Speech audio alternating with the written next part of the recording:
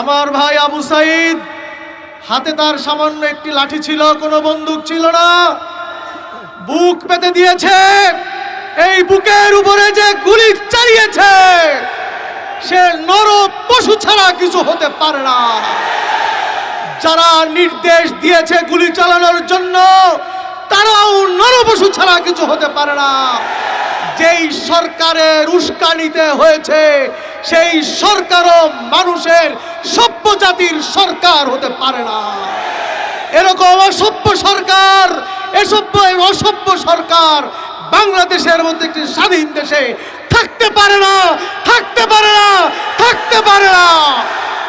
বিশ্ব দরবার, বিশ্ব মিডিয়ায় যখন বিশ্ববাসী যখন এই দৃশ্য দেখেছে আমরা লজ্জিত হয়েছি।